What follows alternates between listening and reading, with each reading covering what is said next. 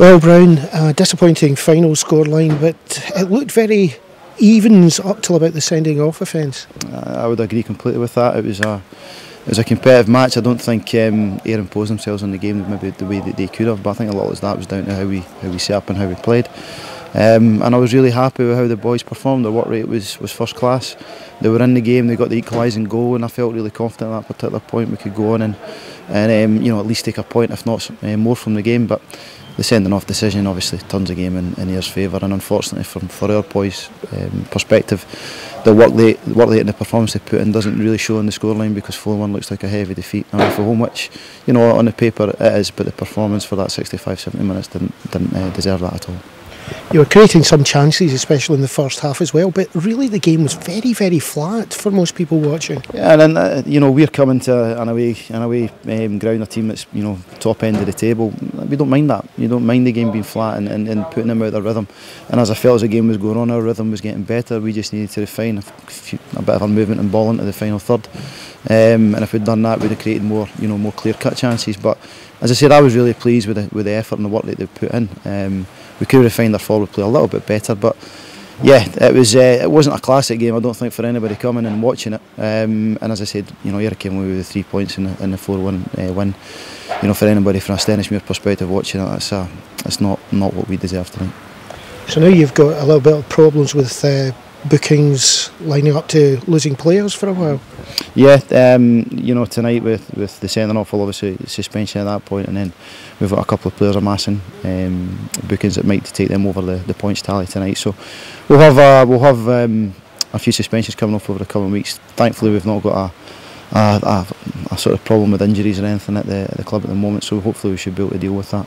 And we move on to the last 8 games of the season. We know what the points tally that we're looking for. We know what that is, and the players are more than capable of hitting that early. And we go into the next game and look forward to our game at home against Peterhead and assess the suspensions, assess the injuries, and put out a team to try and win that game. Well, Ian, first half, one to really forget, and for some of us we were thinking back to the weekend there at Brecon, but it all turned out okay. Yeah, I mean, it wasn't a great game in the first half. I don't think we played particularly well, but we were still pretty dominant. I thought in possession-wise, we must have had 7, 8, 9 corners, and their goalie was called on 2 or 3 times. We just didn't have that last final little bit, which with the players we've got on the pitch, that's usually what we excel at. But we got our goal, and then we lost a really sloppy one. Really, really sloppy. Greg's made a good save from Jason Scotland's free kick, and really we've got to defend it better. But then we hit the. I was really pleased for Nicky, because Nicky Devlin, it was his man that scored. But 2 minutes later, he's out the park delivering a ball into the box that we hit the bar from young Craig Moore. Once we got the second goal, though, I think it settled us down. And in the last 20 minutes, I mean, they had the boys sent off, but to be fair, there was a few tackles going in tonight, I've got to say.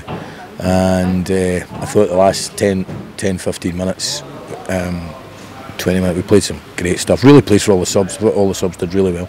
Yes, it was very evident, especially when you brought in Gilmer. You changed the play slightly. He was more dominant in midfield, passing the ball around. Yeah, and we played with 2. We tried to get Trout and Alan Forrest to play a bit wider and stretch the game a wee bit, and I think it worked. And we scored 4, and we had other opportunities to score more. But listen, Stenhousemuir are an improved team. The results for them haven't been great, but they're certainly an improved team. But we were all a little bit, our noses were a little bit out of joint at the rest of a lot of players to go to Dunfermline. Maybe they're expecting it easy at Somerset Park. Well, it wasn't. Well, big question though, did Steve-O decide he was too tired to pass the ball and then release that absolute rocket? Well, it's as if he was just jogging forward with the ball, and he's like, what am I going to do this? Oh well, I'll just stick in the top corner for 30 yards. I mean, I don't know. I don't know. Ryan just seems to play the game at his own pace at times, and he needs to do more in a lot of things. But listen, he scored 6 goals now. 4 of them have been out of this world. I mean, he is just such a talented individual. You do tend to play him up front at the moment. Would you rather he be slightly deeper, or is this going to be a tactic used more often? I think if the pitches were like they were at the start of the season, I'd like to play 2 strikers with Ryan Stevenson behind them and 3 midfield players. But tonight, obviously with Alan Troughton doing that job, and we felt Troughton did well. And did well when he went wide as well. So I don't see him as an out-and-out striker, no. But I don't see him as a centre midfield player in a 4. So he needs to play in that position in between. But you know what? He's played striker on 2 or 3 occasions, and he's scored goals. So, and he is a threat. There's no doubt about it. So the big questions now as well, real ones, comes Dunfermline Saturday. Big match for Ayr, and maybe one we want to get one back after the last game. Yeah, the last one was a tougher to take. I mean, Dunfermline have done really well, and all credit to them. The last one was hard to take for us. We felt 2-0, we were in a winning position. It could have been 3-0. And then what happened. I thought the referee got it right. I thought it was a red card and a sending off, and it changed the game. But, you know, they've come here twice and won two. One game was an absolute lottery, as you guys know, but they won two games here, and very close games, and maybe we shouldn't have, but you know, we want to try and put that right.